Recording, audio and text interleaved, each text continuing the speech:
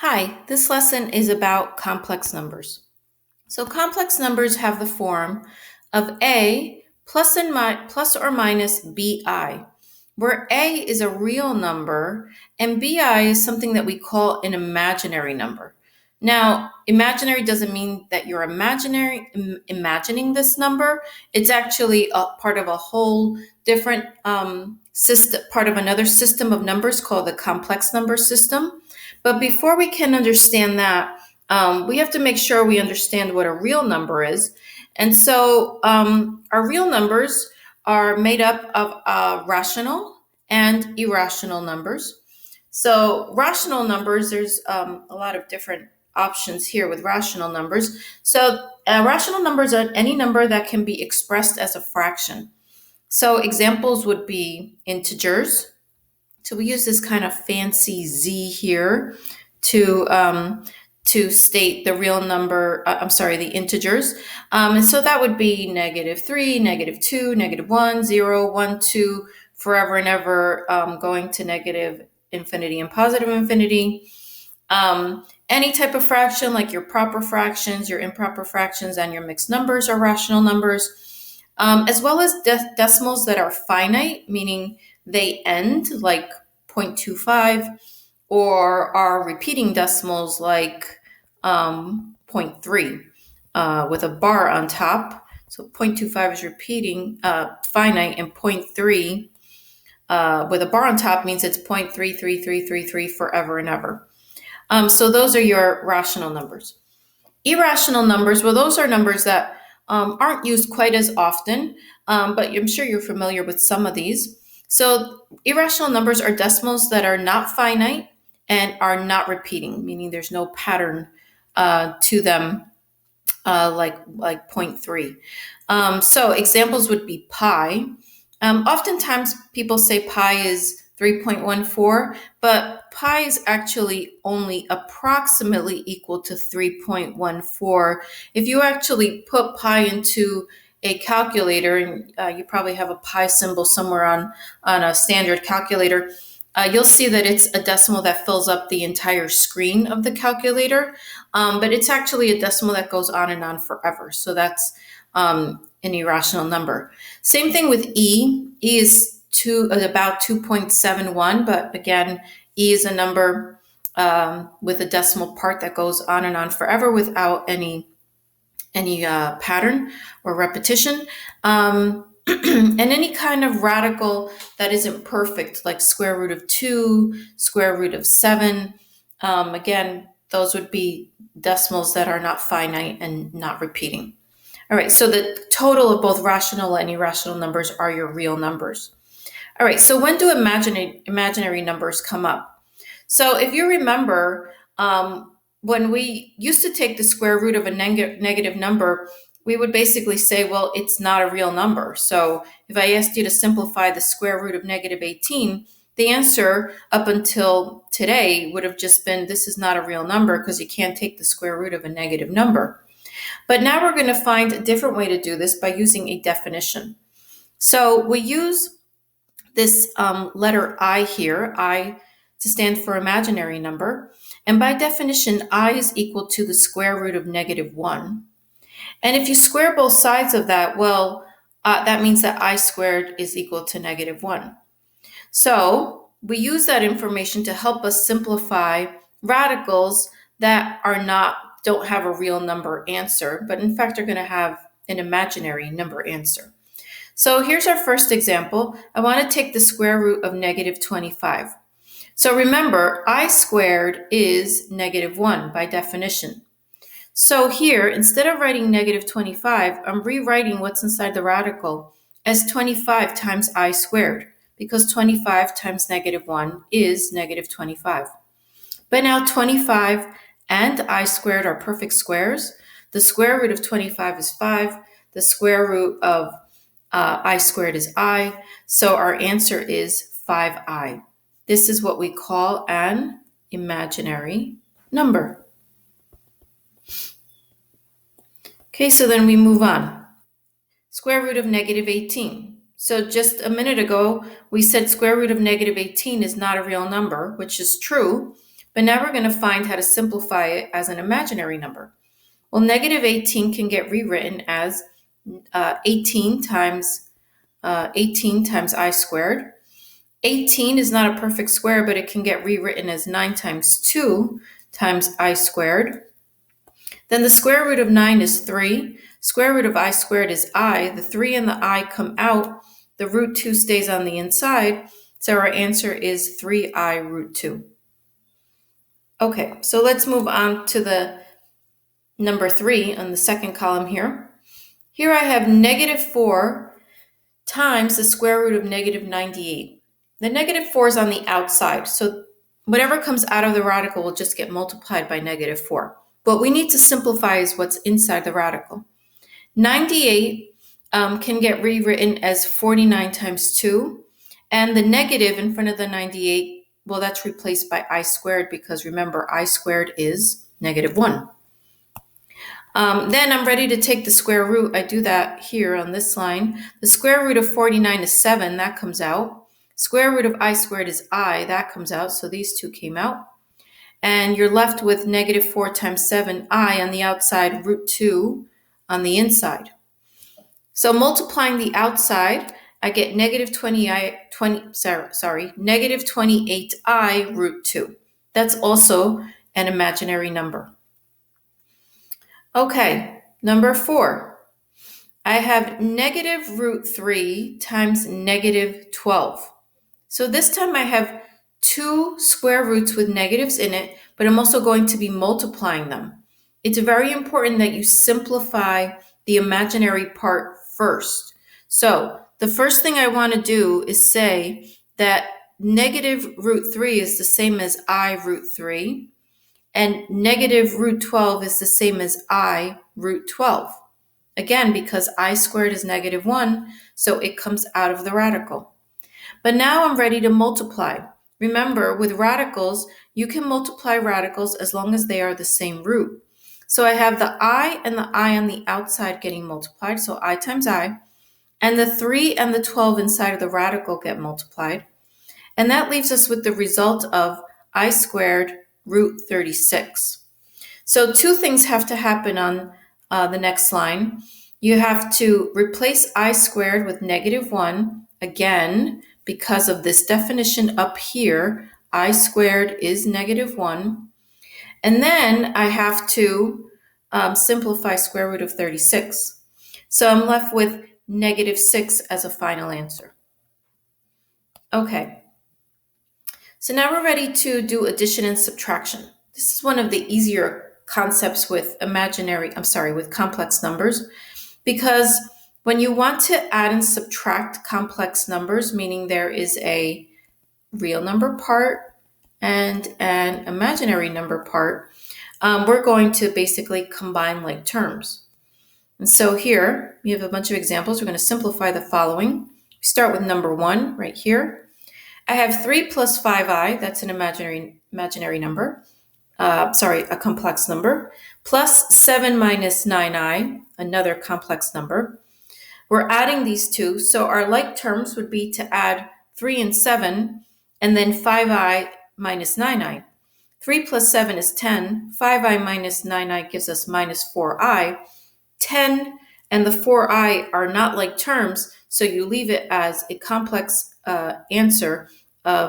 complex number answer of 10 minus 4i. All right, next example is really similar, except I have fractions in this example. I have 2/5 minus 7i plus 1/10 minus 4i. So this time I'm going to be combining the 2/10 and the 5/10 and the 2/5, 2/5 and 1/10, and the negative 7i minus 4i. So in order to add fractions, you need a common denominator. I rewrite 2/10 as 4/10 by multiplying top and bottom by 2. So I get 4/10 plus 1/10. And here, negative 7i minus 4i, well, that becomes the minus 11i. 4/10 and 1/10 is 5/10, but 5/10 simplifies to a half. So I'm left with 1/2 minus 11i. That is, again, a complex number because it has a real number of 1/2 and then the minus 11i is your imaginary part. All right, so we move on to number 3. This time I'm subtracting two complex numbers. And because I'm subtracting and I have parentheses around the second one, I'm going to have to distribute that negative. So the second line, I dropped my parentheses and distributed. I have 10 minus 2i minus 7 plus 3i. And so from this line to the next, I'm just combining like terms. 10 minus 7 is 3. Negative 2i plus 3i, well, that's just 1i, so you can just write it as I. All right, so next example is really similar. Number 4. I have negative 5 plus 8i minus 7 plus 11i. Again, I have to distribute that minus across to the second complex number. So I have negative 5 plus 8i minus 7 minus 11i. Negative 5 minus 7 is negative 12, and 8i minus 11i is minus 3i. So my complex number is negative 12 minus 3i. Okay, so now we move on to multiplication. So to multiply complex numbers, you're going to be using the distributive property, and you're also going to be foiling, but you're going to need to remember that I squared is equal to negative 1. Because whenever that comes up, you want to make sure you replace I squared with negative 1. So we start with number 1. I have 2i times 3 minus 5i. So you distribute, you get 6i minus 10i squared. So there's that I squared there that I said you have to replace with negative 1. So I do that on the next line. So I have 6i minus 10 times negative 1, and minus 10 times negative 1 gives us 6i plus 10 as your answer. So we go on to number 2. I have negative 4i times 2 plus 7i. Again, you're distributing. So I have negative 8i minus 28i squared. Again, that I squared gets replaced with negative 1. That's what we do here. So I have 8i minus 28 times negative 1. That gives us 8i plus 28. All right, now I move on to number 3. So this time we're not using the distributive property. We are actually going to FOIL because it is a binomial or a complex number times another binomial, which also happens to be a complex number. So here is the first, outer, inner, last. So first is 10, outer is 2 times 4i is 8i, inner is negative 3i plus 5, that's negative 15i, and my last is negative 12i squared. So a couple of things have to happen in the next couple of lines. First, I replaced the I squared with negative 1, so I did that here. So that gives us 10. So I'm here now. So that gives us 10 plus 8i minus 15i, and the minus 12 times negative 1 becomes a 12. And then I combine like terms. So 10 plus 12 is 22. 8i minus 15i is minus 7i. Okay, so here's one more for multiplication and FOILing.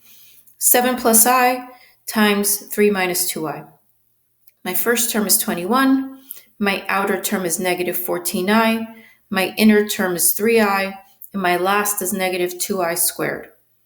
So from this line to, from the second line to the third, the only thing that changed was that minus 2i squared became a plus 2, again, because I squared is negative 1, and negative 2 times negative 1 is 2. And then to arrive at your answer, you combine like terms. 21 plus 2 is 23. Negative 14i plus 3i is negative 11i. Okay, so the last operation to deal with is division of complex numbers. So the rule that you have to remember is that you have to get rid of an I if it exists in the denominator. So your final answer cannot have an I in the denominator. Remember, this is similar to when we were talking about radicals, when we were learning how to rationalize them. We said don't leave a radical in the denominator. It's the same rule for complex numbers and imaginary numbers. don't leave an I in the denominator. All right, so we start with the simpler ones. Number 1 and 2 is when you have a single I term in the denominator. So 2 over I.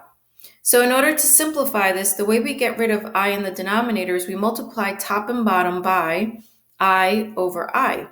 Remember, I divided by I is just multiplying by 1, which means it doesn't change the value of the original expression, but it's a trick to allow us to cancel that I in the denominator. So when you go from line 2 to line 3, I get 2I over I squared. But remember, I squared is equal to -1. And so 2I divided by -1, we arrive at our final answer of -2I. I'm going to change the color here so it looks different than the color of the problem. So I'm going to switch to green. All right, so here I have 4 over 5I. So the 5 isn't a problem, it's really the I. So just like I mentioned before, we're going to multiply top and bottom by I over I, not 5I over I, just I over I, the way we did in the first example. So when you multiply top and bottom by by I over I get 4I over 5I squared. But again, the I squared is -1, so the whole expression becomes negative. So I end up with -4I over 5. You can either put the negative in front of the numerator, or you can put it in front of the fraction bar like this. And so both of these answers are equivalent. They mean the same thing. And so basically, you have removed the I from the denominator. Okay, this is a different type of problem here, number 3. I still have that I in the denominator, but I don't have a single I term, a single imaginary term. This time I have a complex number. And so when you have a complex number in the denominator, the way you get rid of it is that you multiply by the conjugate of the denominator, which, by the way, is the same trick when we were rationalizing radicals. So we want to multiply by the conjugate of the denominator. And if you do that on the bottom, or the denominator, you must also do that to the numerator. So we're going to multiply the top and bottom of the fraction by 5 minus I. So on the top, you're going to distribute. So I'm here. I have 3 times 5 minus I. And on the bottom, I FOILed. So this is first, outer, inner, last. But remember, when you're foiling conjugates, your outer and inner will always cancel out. So if you can remember that, you don't really have to write that step. It just saves you some time. So now I move on to this line right here. The numerator becomes 15 minus 3I. My denominator becomes 25 plus 1. Why plus 1? Because remember, this was minus I squared. And minus I squared becomes minus -1. Minus -1 is plus 1. All right, so what that allows me to do now is that my denominator is now 26. I have 15 minus 3I over 26. So that's a good answer, but typically with complex numbers, we want you to leave your answer in standard form. Standard form means that the real number part is separate from the imaginary part. So if I do that, I just basically separate them into separate fractions. So I have 15 over 26 minus 3 over 26I. Okay, next example. This one's a little bit more complex in terms of difficulty because I have a complex number in the numerator and in the denominator. The technique is still the same. I'm going to multiply by the conjugate of the denominator, and we do that multiplication to the numerator and the denominator. So the conjugate is -7 plus 2I. Notice that only the middle term changes signs. the first one stays the same. The negative 7 is still negative 7, but the minus 2i becomes a plus 2i when you're multiplying by it. Okay, so in this line, I FOILed right here. First, outer, inner, last. On the bottom line, I took that shortcut. I only did first and last. So first is negative 7 and negative 7, that's 49. Last is negative 2i and positive 2i, that's minus 4i squared. The outer and inner terms cancel. So I'm back here at the top. A couple of things happened. So 2i minus 7i in the previous line became minus 5i, and the 2i squared became minus 2 because, again, I squared is negative 1. And in my denominator, the minus 4i squared became plus 4, again, because I squared is negative 1. So now we move on to the next line. And in the numerator, we combined negative 7 and minus 2, that's negative 9 minus 5i. And 49 plus 4 is 53 in the denominator. So my answer in standard form is negative 9 over 53 minus 5 over 53i. So now you can try the homework for 14.5 on complex numbers.